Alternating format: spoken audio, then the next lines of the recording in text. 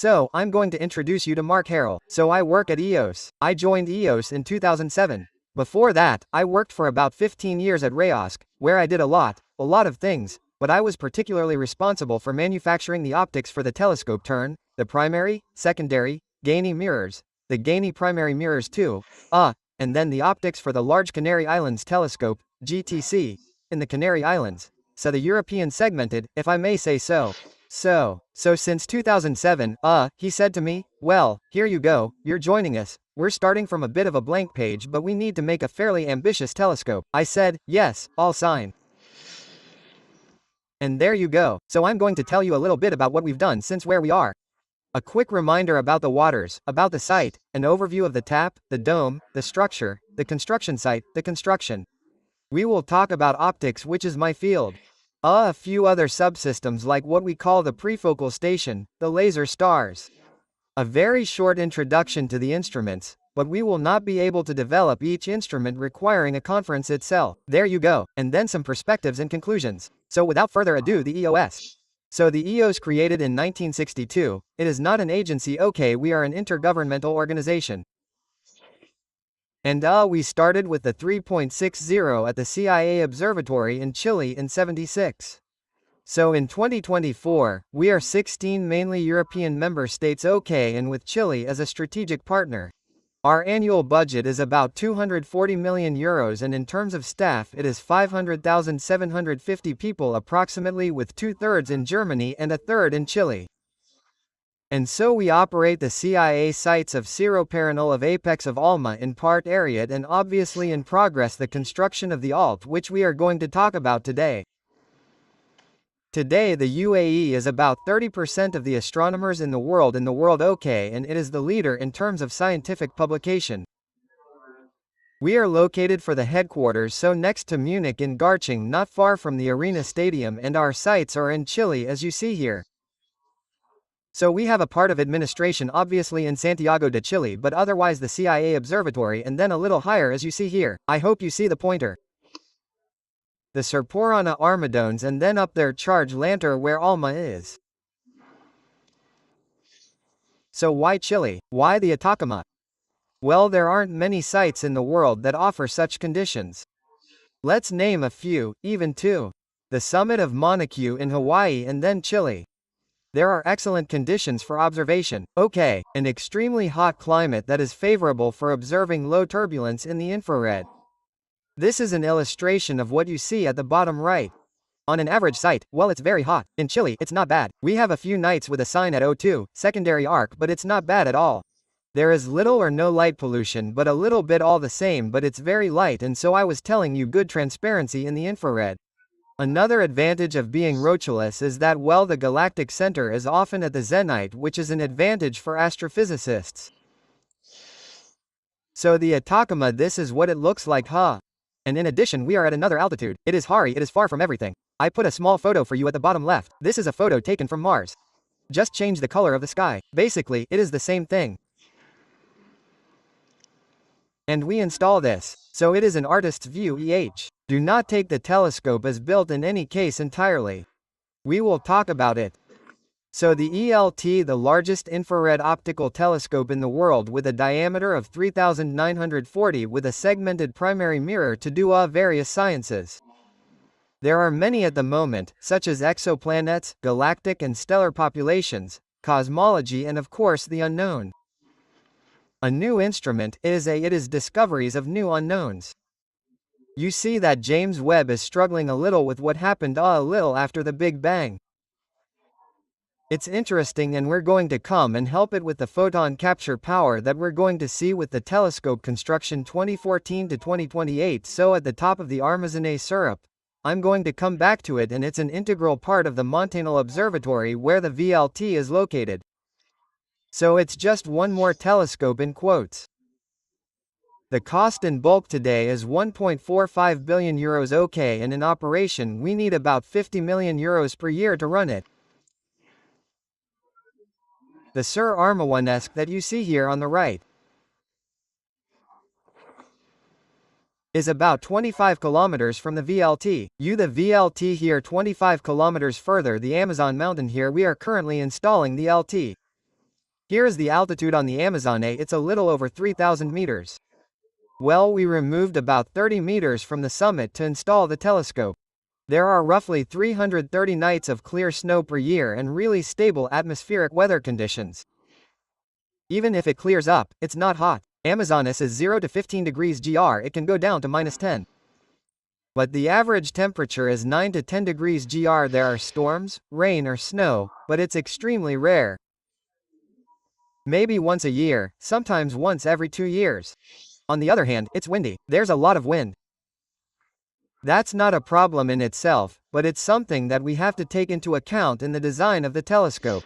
The climate is very dry, and there's strong UV radiation and since in Chile, an area with high seismicity, having a scale 8 on Richter per century is not very surprising. So, knowing that we are building a telescope for 50 years of life, there is a chance that we will take one.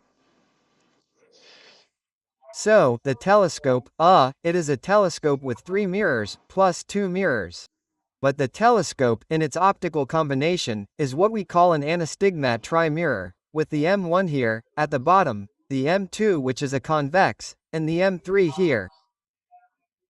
That is what makes the optical design. We have in addition in this telescope 2 relay mirrors which are planes which allow us to direct the image to the focus, the NASMIS focus. There is the M4 which is an adaptive plane, we will come back to that, and the M5 which is an image stabilization plane. We have 2 NASMIS focuses, there are 2 platforms on either side, we will see that right after, but basically, in some data, the diameter 39 meters 40, 39 meters, 30, it depends if we count at the tips or at the surface and so on, but hey. The primary, it is at better than f1, it is at f09. So it is very very open. The focal length, for those who want to try to put an eyepiece behind, do the calculation. You have 680 meters of focal length, okay? So there will be magnification with a 20 millimeters. That will be a lot. The aperture is about f1. All the big telescopes are at f15, between f15 and f18, okay? And with a field of 10 arc minutes. The field curvature is about 10 meters and the collecting surface, that is interesting, is not far from 1,000 square meters of photon collection. And the diameter of allows us to normally have a theoretical resolution of 2 meters second 002 r second. So it's 4 to 5 times larger than all current equipment, okay? And the lieutenant will collect roughly 15 times more light, if we count, for example, if we add the VLT, the 4 VLTs of 55 square meters.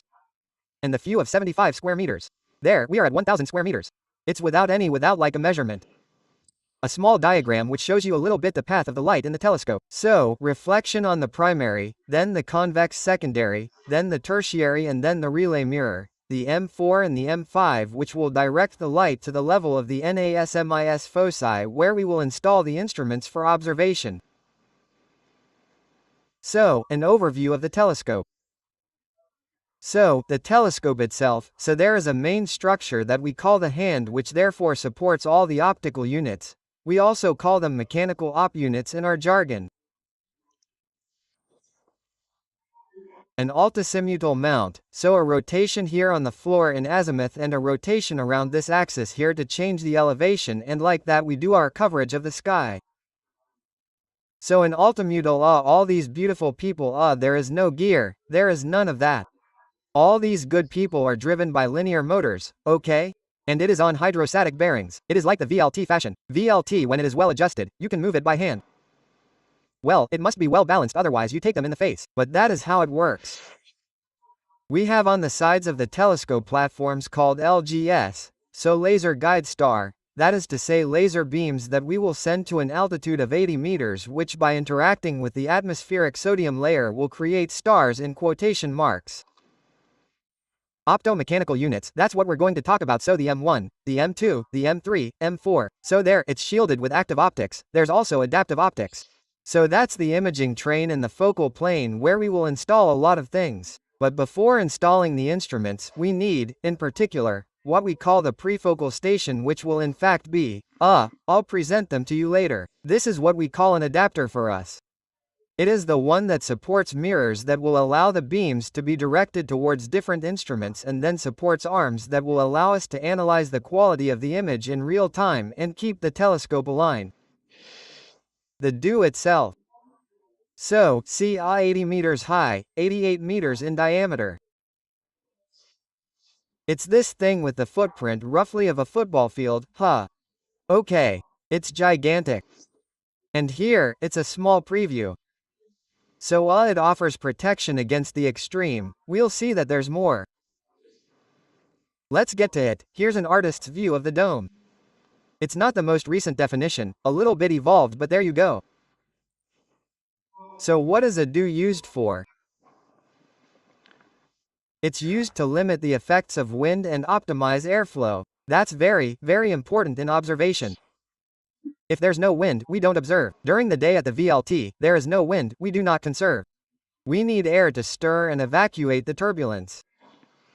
If we cannot stir and evacuate the turbulence, the image quality will be poor. So we need wind, but we do not need too much, because if we have too much wind, the optics will deform, the structure will yoyote, and it will be quite complicated to keep the telescope aligned. So the dome, it is optimized for all the flow within the telescope.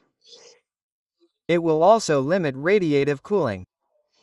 That is for amateur astronomers. Well seen, huh? After 2 a.m. when the telescope cools down to the temperature of the sky, it is very, very cold. And there is a degradation in temperature and the image quality can degrade, and it is also important during the day. In observation, it will protect the telescope from sand, wind, precipitation, sun, and it is air-conditioned. And that's very important. It's not air-conditioned so that the engineers and technicians who work on it are comfortable. It's air-conditioned because we're going to maintain the temperature of the telescope so that when the dome doors are open for observation, the telescope is already at the outside temperature. That was a revolution from the 60s and 70s when we understood that. And so all modern telescopes must have this air conditioning and temperature maintenance system. So there's a fixed lower part, which is called the pillar. That's what I'm showing you here. So a huge concrete structure and the whole mobile part that we call the enclosure. It's equipped with 2 motorized sliding doors. Remember that the opening here is 40 meters, okay? And there are inflatable seals when you close the doors. There are inflatable seals that seal the entire dose.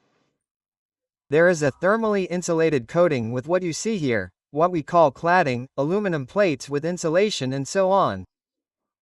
And we have a whole series of fronts that you see here on the side, that we can open, close or half close, half open if you want to optimize the flow in the telescope.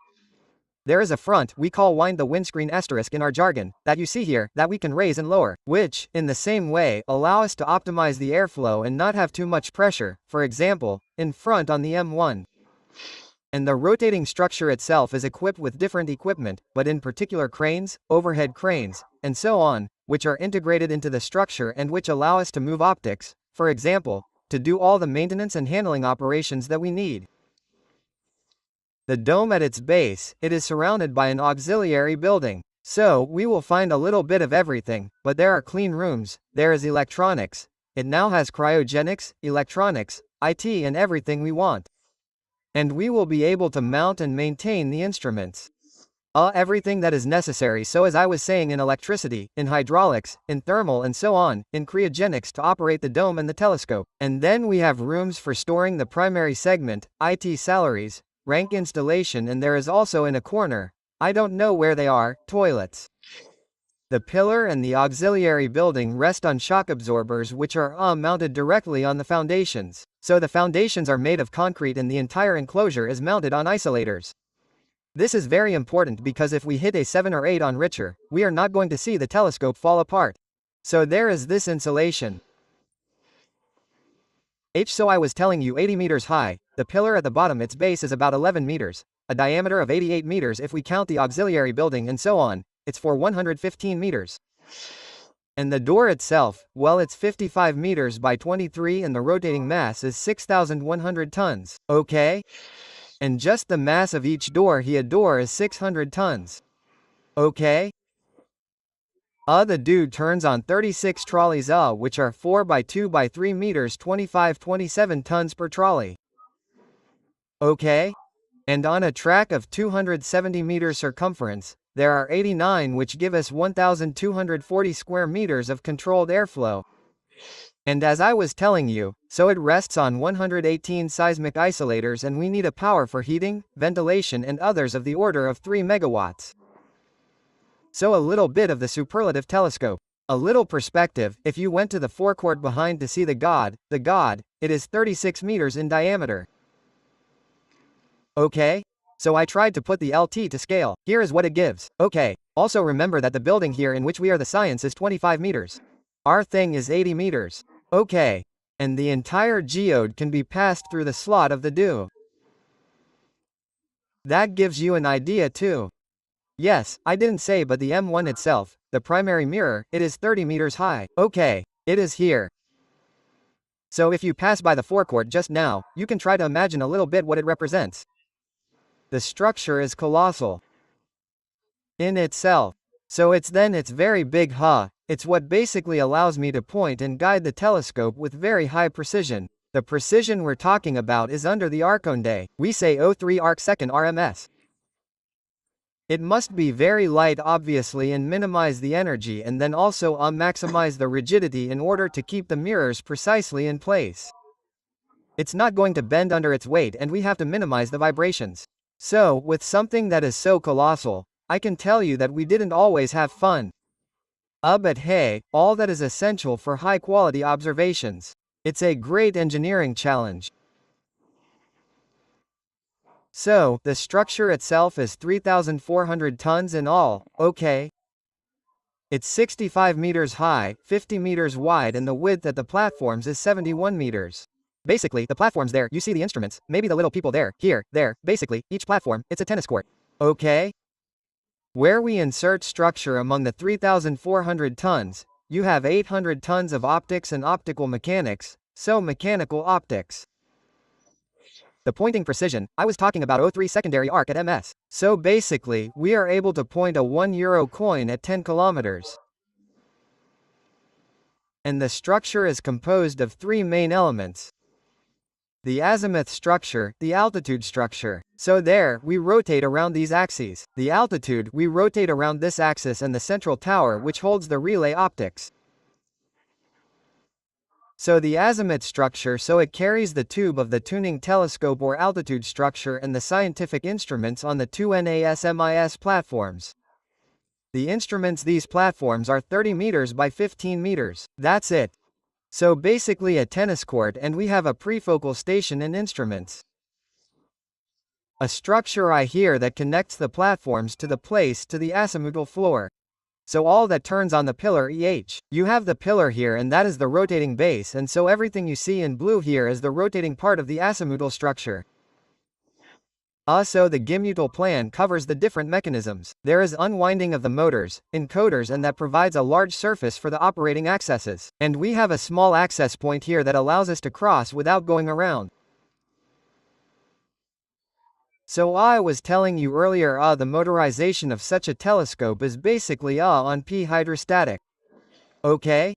So, you have bearings, extremely precise steel tracks, and a bearing on which in which we send oil under pressure, and an oil thread of about 20 microns, 2 cents of the same, will be created, and we have zero friction between the bearing tracks, okay?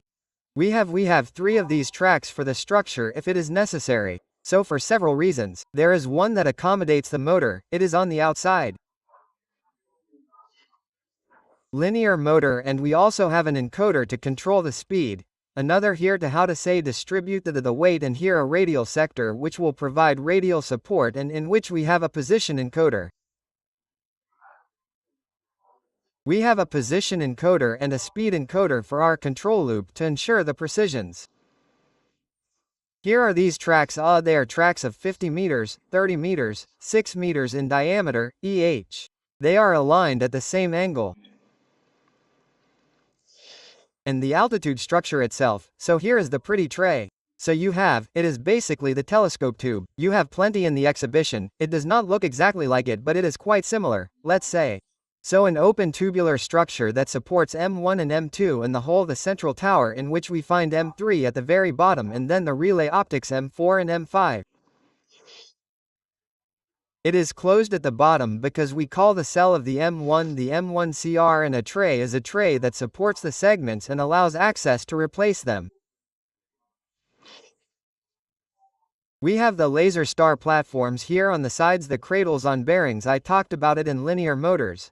So the magnets on the structure, the coils on the zimute, and encoders that allow us to control position and speed.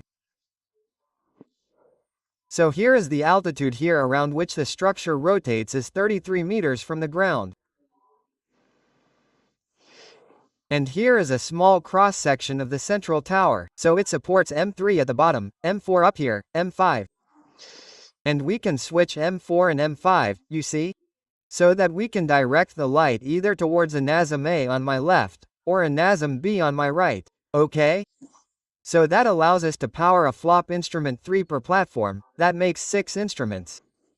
There, it is mounted in the center of the hand cell. The space available in there is still rather limiting. It fits in with a shoehorn, and then, well, it is equipped with its own spider. We don't see it here, maybe we will see it later. A spider that allows us to stiffen it, and the large lower part is hollowed out underneath there. And we have overhead cranes that are installed in the structure that allow us to go and grab the mirrors and take them out of the telescope for maintenance. We need to do this in particular when we are going to replace the reflective treatments of the mirrors.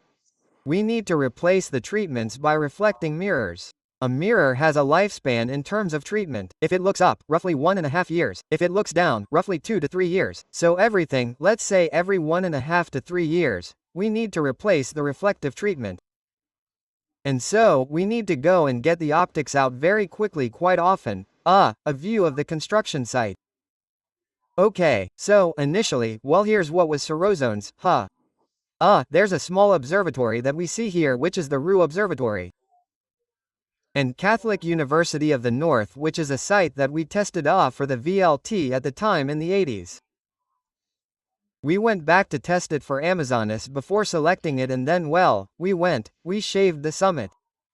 So I was saying we removed about 30 meters and then built an access road. Here we are in 2014, and there you have it. The mountain in quotes prepared for the construction work, that is to say the foundation and the telescope. Okay? So here we are in 2015. Here are the bases before the foundations, and here we are all. I am the red slapper here, for the first stone to celebrate this event. And there, we gave the green light to our contractors to actually start building the telescope. And so the foundations from September 2019, of which you can see some views, go and dig on the water website. There are dozens and photos, it's absolutely fascinating. The scale of the work carried out, well, in 2020, well, do you remember that little thing where we were all wearing masks and we were going to do PCR tests left and right? We seem to forget it, but there you go, it stopped us for almost 2 years, this story. But exactly 2 years ago, from 2020, we were unfortunately only able to resume work in 2022. Where we were really able to tackle the bulk of the bulk, namely the foundations of the telescope dome, the progress of which you can see here, with the structure that is in the process of the dome that is being put in place on the foundations, and the foundation of the telescope itself. So you can see the pillar on which the 3 rolling tracks will be installed, and then a year ago, the dome advanced and we are about there. That was in July. I looked at the webcam earlier. We are much further along in terms of cladding. Now we are in the process of covering the dome. You can see that the auxiliary building part, well, that is covered. Okay. So the pillar part is finished. We can rotate the do not with these motors. We use jacks, but that allows us to do rotation tests. And now we are covering it, and so we will be able to work inside quite comfortably, quite quickly.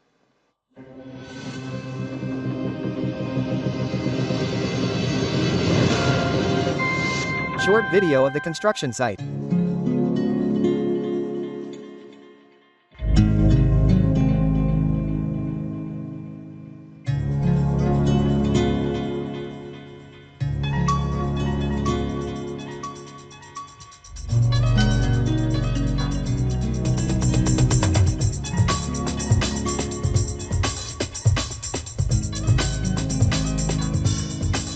You see the transporters, it's monstrous.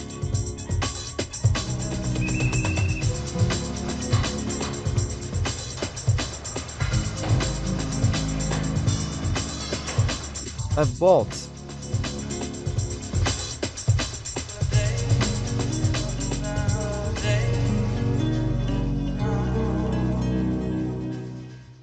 The cranes that you saw on this animation on this video, they are cranes that are almost 100 meters. It's monstrous.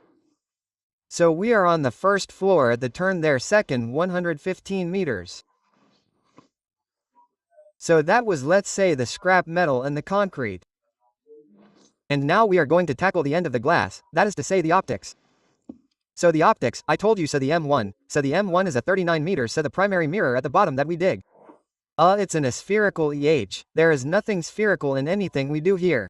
Open at f of 90.9 sorry. It is segmented, it has roughly 800 segments, 798 to be exact. It is active, we can control its shape.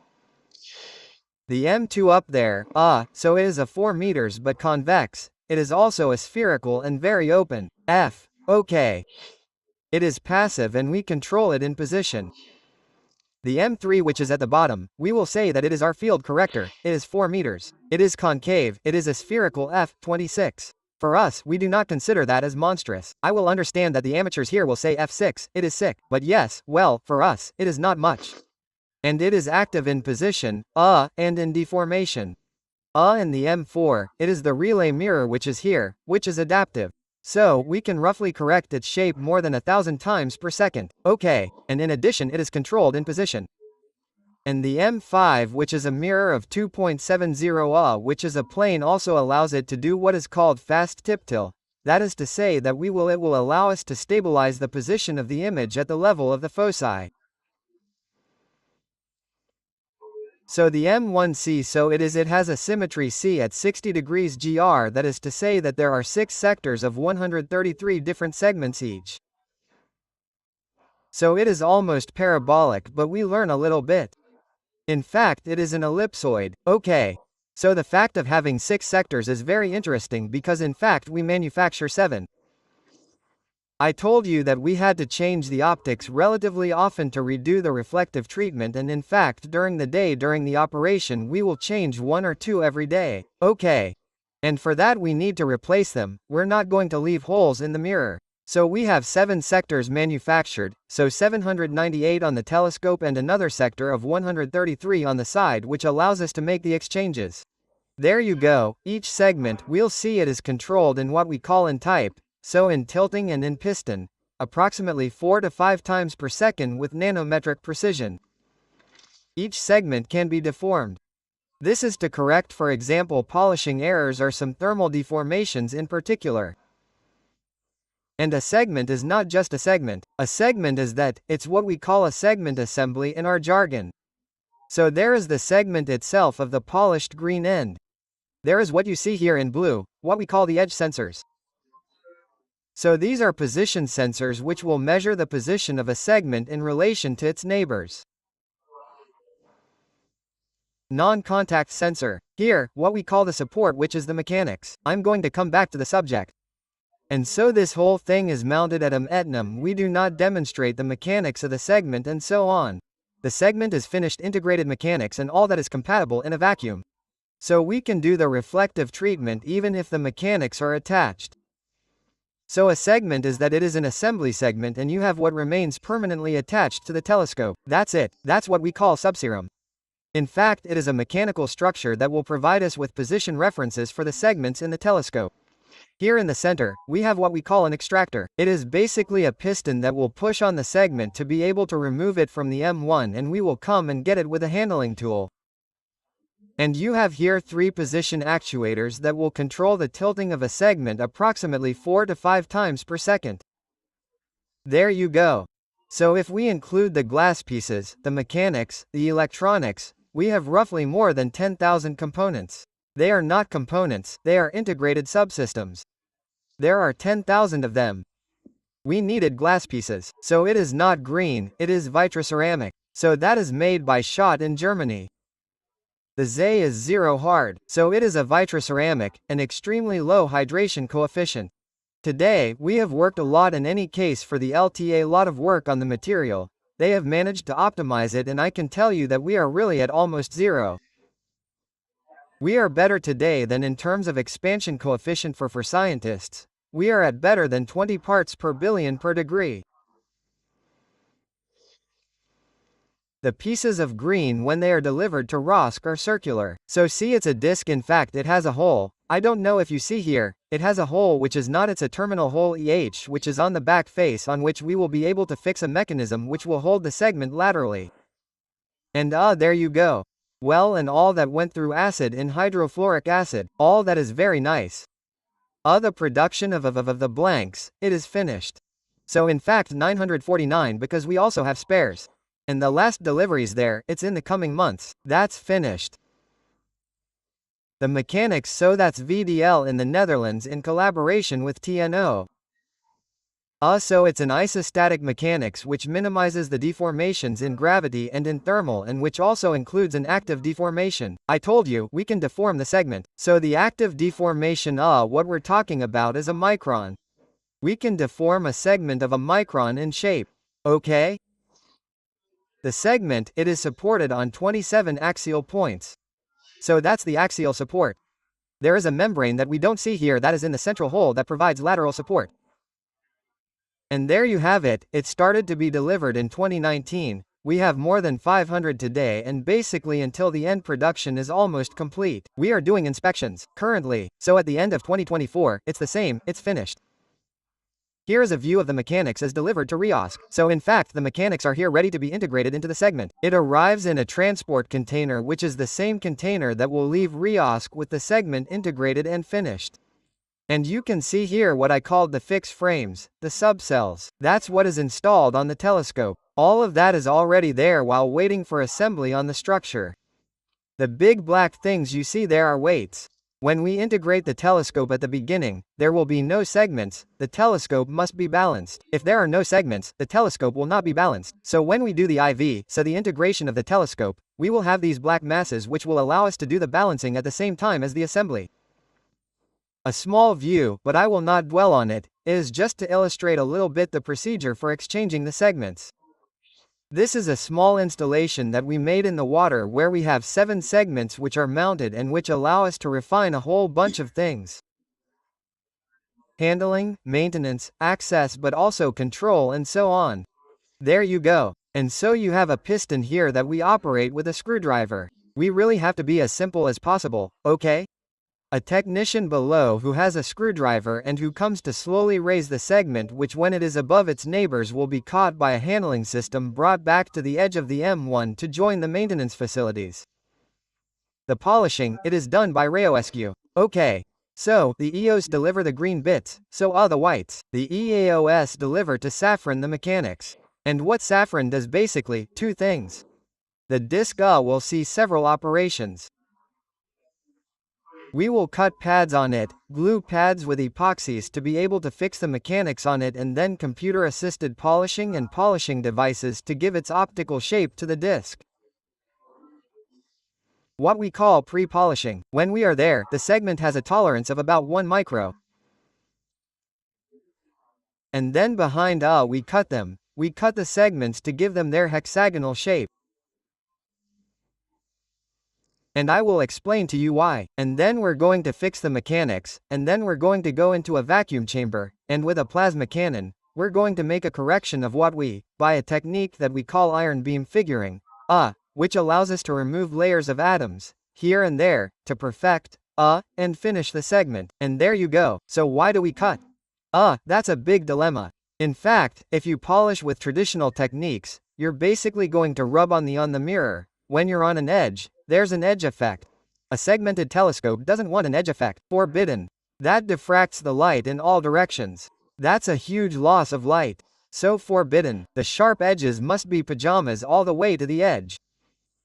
So we cut, and what we've shown is that the hard zero is so stable that basically it moves from 0 to 1 micron when we make this cut. It's quite remarkable. And the fringes there, the interferogram remains really straight. The optical quality comes to the edge of the segment. There is a small chamfer which is made, which is 1 mm, but that's all. Here is a little vision of what we see. So I can't show you for reasons of industrial property, obviously it's not simple. Okay, so but a little bit the workshops in Riost see the corridor. So they have a dedicated factory which is 4 square millimeters in Poitiers where we find the metrology production elements and so on. Today we have finished 100 segments. There are 180 which are already there too. Okay? And the current production rate is 4 to 5 per day. Okay? That is to say that the industrialization has led us to make off-axis mirrors with a precision of roughly 15 nanometers, okay? At a rate of 1 per day. So 15 nanos, roughly, that's the spec, but what we get today, we're more between 8 and 10 in general. So we have optics that are largely diffraction limit even in the UV. That's very good, it's very important because if the optical quality was, so to speak, rotten, we would be limited by the quality of the optics for the LT. We don't want that. I said no, I want the LT to be limited by the control and not by the optics. Here is the planned end of polishing at the beginning of 2007, I was telling you about it, we find at the edge so the segments, here are the little red and blue things here, the edge sends. So in fact, these are inductive sensors without contact. There is a transmitter that sends a magnetic signal and a receiver, and via a set of coils, we will be able to measure the relative movement of the segments. So we could say, yes, well, so we want to put segments in front, so we want to align them in height. No, that's not enough. When the telescope moves towards the horizon, for example, or when the temperatures change, the segments also slide relative to each other. So there is an axis that we call shear slip, the shear, so the relative displacement or the gap, it is the segments will move away from each other, and the piston measurement. In fact, we use the shear measurement and the gap measurement to correct the piston measurement. Here is another illustration of edge and source. This is what it looks like. So, basically, it is a hard zero block with a ceramic in which there are coils, a hard zero block with coils, an electronic which is fixed at the level of the mechanics of the support. And here is the precision of, finally the sensitivity of the displacement measurement, is 0.2 nanm RMS therefore. An RMS, we detect movements at the atomic level. And this is how it is mounted in the telescope in the segments. So there you see on the right a segment, so at the time of cutting there is also a pocket here which is machined, and then a pad which is glued with epoxy. And then you have a small, very simple clamping system which comes to put the head sensor in place. The position actuators. So that is with Physik Instrument in Germany. So there are about 2,500 actuators with a stroke of 10 mm and a precision of a few nanometers. And there you have to realize what is always a little how to say which is complicated with an actuator is that if you want nanometers it is easy if you have strokes which are small. If you want nanometers but with strokes of 100 mm, it is a little nightmare. So in fact, it is a two-stage. So you have a mechanical stage that will position the top of the actuator to about 1 or 2 or tr microns. And a second stage which is a physioelectric stage on which we will perfect the positioning with nanometric precision. So this is what the system looks like, okay. So the actuators. So there it is an aluminum segment, but so see roughly the system there which is being tested, and it is made to do that. So when the wind comes to bother us on the LT, this is what it will do on the hands. It does things like that. So be careful, the units there are deformations of the order of a micron or a few microns. Okay, no more, but this is what the wind does, this is what the thermal does. We have a mirror and a hand that breathes without stopping, and then which has the wobbly. Okay, it is constantly deforming. So it deforms in low order here, so waves, and also in high orders. So see some ripples if I may say, and this one bothers us considerably. We know how to manage it, we don't know how to manage it well, so what are we going to do? Look at so yes before continuing see when the telescope goes from the zenith to the horizon, well we still take 10 mm of deformation of the M1 cell. We have to compensate 10 mm. We have to compensate these 10 mm but with precision. So to let go of that, here is the effect of the wind on the left here, see what that does. So in blue, it's the holes, in red, it's the bosses, okay? And that, you can break it down. You can look at what happens at the high frequencies. You're going to remove the focus, the sagotismy, etc. That's what happens. You have the segments that make ripples. And that's very annoying. We lose some strill, okay? We lose signal quality. So what the loop of the shareholders, pacts of position, and that's what we're going to use to smooth the M1. We're not going to correct that. We're going from that. We're going to move on to that. We remove its ripples, we smooth it, we want it to have baby skin. And once smooth, it's M4, our adaptive mirror that's going to take the residue. And since it's smoothed and it's very easy, so to speak, to go and correct this kind of abrasion on the M4, and in the end, in theory, you have a few nanometers left. That's the job that the actuators and the chenzers do. Once the segments are finished, once they've arrived in Chile, we're going to apply a reflective coating. So most telescopes in the world, apart from Gemini, we generally work with an aluminide. We wanted to push a little more into the blue. So basically, it's a boosted and protected silvering.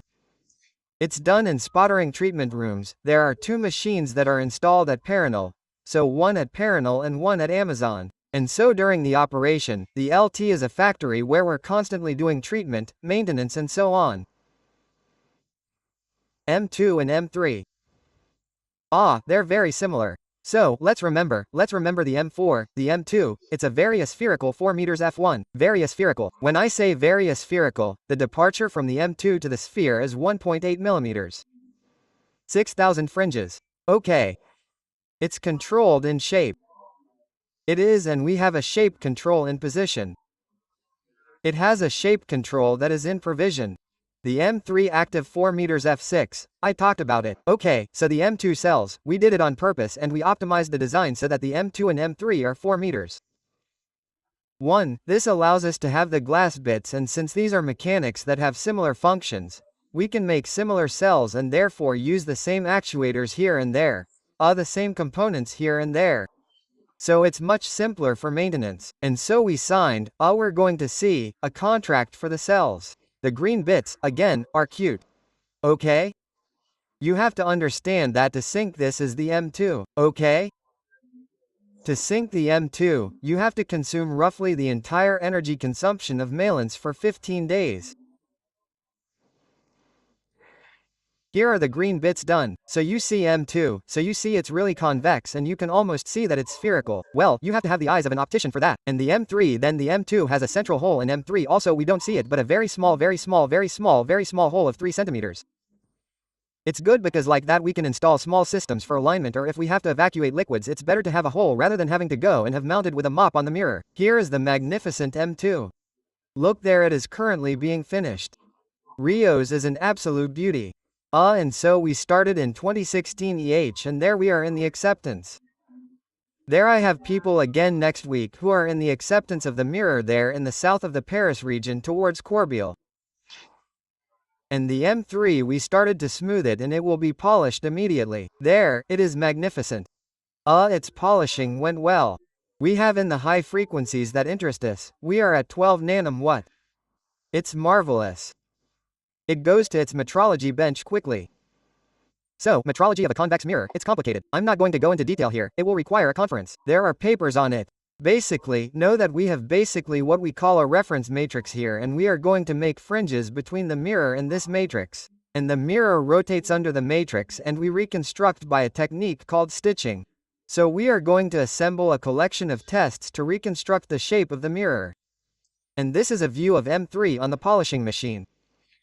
It is not treated it's simply that when we see it in the grazing silence, it is already reflective. So the cells of the M2, a cell of then the mirror 4.25, a central quinto of 800 mm, a thickness of 100 mm, it is supported on 18 points, okay, and on a lateral support of 12 points. It is active, its position is active thanks to the exopod that you see here on the sides, so these large actuators that allow the cell to be moved with a precision of less than a micron. The mirror weighs 3.5 tons, the cell 8.5 tons. So you see, a dozen tons for the whole thing. And here the M3, so, is 4 meters long, there is a central hole as I said of 3 centimeters. It is supported in the same way, the cells are quite similar, so 18 points, it has an active deformation, we can deform it a little. Same, lateral support of 12 points and then an active position on the hexapod. Same using the same hexapods. The mirror weighs 3 tons and the cell looks like 8.5 tons. And here is a little view of the beast. So there, you see it integrated with an aluminum mirror. That is the cell of the M2. Realize that this is a secondary mirror. So there it tests that you see it is installed mounted on a platform that allows to tilt, which allows us to look a little bit at what is happening at the level of the forces on the lateral axial supports and so on. There we are in the finalization of the recipe, and there see a view also of the M3 in the foreground and of the M2 behind. The M4. So that is done that the Italians of Optica, is a consortium ads and Microgate in Italy. So there we are in integration, we will see some images. So it is an adaptive plane of 2.50.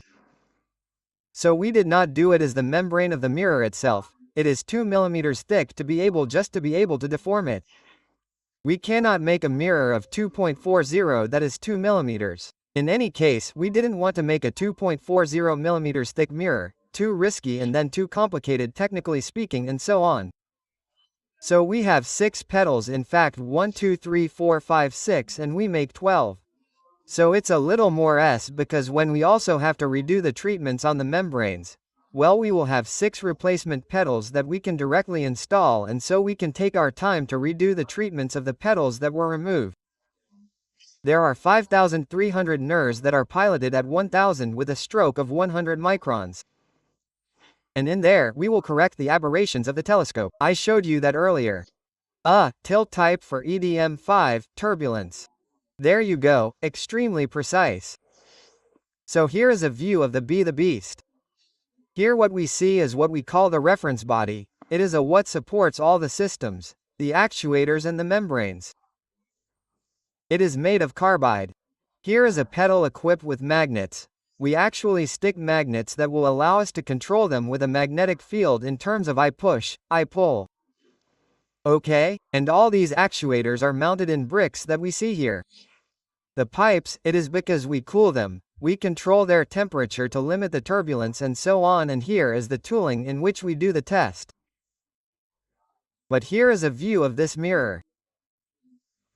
You see 2.40, that is my assistant Elise, okay? Doing the check. So that is before installing all of that you see here on the left. Finally part of the selectors, and is this integration that has now started the M5. So, we make the cell with Zaner and Spain and with Rayoescu, again the polishing and the white. That is to say the carbicium substrate, it is made with Boustek, Mercian Boustek, French. It is the X-carbon laurine, so in carbon of. It is the only technology today that we have in our hands to make a mirror. It is a mirror of tilting the image correction, so we will pilot it very quickly. It must not start to vibrate, we must not spend too much force, too much energy. There you go, and then it must not be too excited, I would say, for during the control loop. So it must be light and super stiff.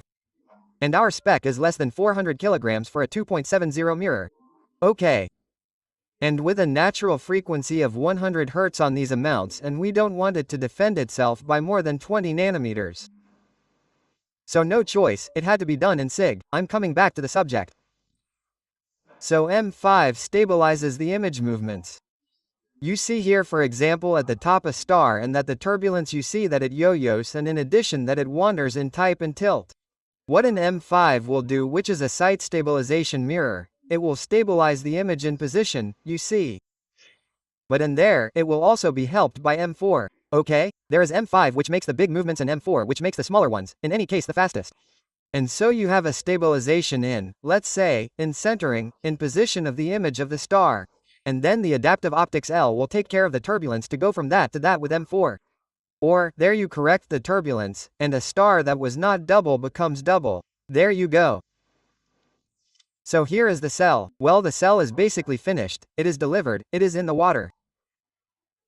And we are now equipping it with our control systems, and we will test it there in the coming months. There, the mirror that you see is an aluminum mirror that we use to do the tests.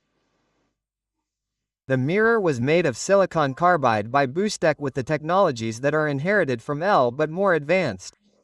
We make 6 segments or 6 petals and we will braze them at the same time. All that has been done. It was delivered at the beginning of the year to Rioska for polishing from the beginning of next year. Here is a view of the Ransik mirror here at Boostech. So, it is 90% lighter, it weighs 400 kilograms and yet, it weighs 2.70. And here is the mirror on its front face. There, we are preparing for polishing. That's it. And then to finish, a few words but quickly on what is happening now behind the optics. When we arrive on the platform, there's what we call a prefocal station. This is what makes the link between the telescope and the instruments. So this line controls the different elements of the telescope to obtain a stable corrected image. That is to say that there we have our detectors which will tell us M5 and M4 do this. Okay? It distributes the light to the instruments via on the platforms, so on the sides or else straight on the Nasmus platforms, or else we can also feed a bent focus. And we also integrate the alignment control of the telescope mirrors during the observations, thanks to guide stars. So we observe outside the observed field in the field that we call star technique, and we see if the telescope is aligned, etc., and we use that to close an alignment loop. That's it. And the Nasmus A, it includes what we call a phasing and diagnostic station. It is a system for us that will allow us to look, to phase the segments. We will observe a star and phase the segments. And this will be our 0 point to keep the M1 mirror where we want. And this phasing, we will redo it every few days or every day depending on the speed at which we will be able to do this phasing acquisition. We hope to be able to. We took our phasing system. We took it to the large Canary Islands telescope in the Canary Islands and we were able to succeed in doing the phasing which used to take hours. We did it in 2 minutes and we held the mirror at 30 nanometers. So, we hope that it will be the same thing on the ELT. I'm keeping my fingers crossed. Here is a view of the PFS. See again, this is also to emphasize something. Earlier, I was talking about your 20mm eyepiece that you can put on the back of the telescope. Well, you also have to remember that the output image size is 2 meters. Okay? So, we can put our heads at the focus like that. Okay? You see there the image task is 2 meters. These are the arms that will turn and that will be able to explore the technical field in order to keep the telescope aligned. Either the use of natural stars or laser stars. And the laser stars are this. We have 4 laser platforms. So, you have a 25W laser that we project at an altitude of 8 kilometers and which will phosphoresce with the sodium layers up there to give us false stars. So, they are not exactly stars, they are more like egrets. And then to finish, and I will be on time, the first light instruments. So there, I wrote you the telescope. The instruments, well for you, astronom if there are any here, I can imagine quite a few. It's when you go to buy your camera, your spectro, our instruments or our cameras, our spectros. Well, the difference with what we put on the backside of a Cestron is that well an instrument is the size of a bus, it's spectrography. So we do visible, infrared, mid-infrared, we do high spectral resolution, low spectral resolution. We also need adaptive optics because M4 alone will not perfectly correct the atmosphere. We are going to do what is called multi-conjugate adaptive optics, particularly with Orfeo. We are trying to correct several layers in the atmosphere that are prevalent in the degradation of image quality, and so we have spectroscopy imaging systems and so on. So to mention them in the first light, we have METI, which will probably be the first to which we add Morpheo, which is a multi-conjugate adaptive optics system that I was talking to you about just before. So METI's contrast camera with spectrograph in the mid-infrared. Adaptive optics in addition to M4, Mikado, a high angular resolution camera in the near-infrared and Harmony, an integral field spectrograph covering the visible and the near-infrared. So integral field, it is to construct our famous 3D images where our images are no longer a cube but the spatial distribution data and the spectral distribution data in the thickness. And I will be right on time.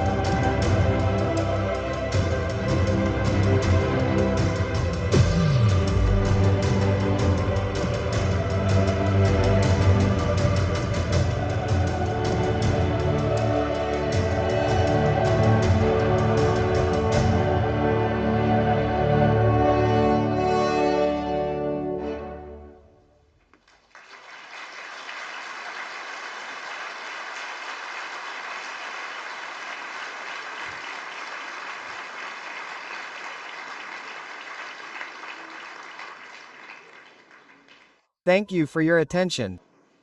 Not an easy exercise because we give lots of conferences, but towards engineers, scientists, and so on, it will go to a slightly wider audience to explain exactly what it is. It is not always easy. It is a little skimmed over, a little dance. I apologize for that too, but understand that each subsystem that I have presented to you has been the subject of multiple conferences in its own right. It is each subsystem is complex, is an engineering challenge. This machine is absolutely formidable. Thank you for listening to me.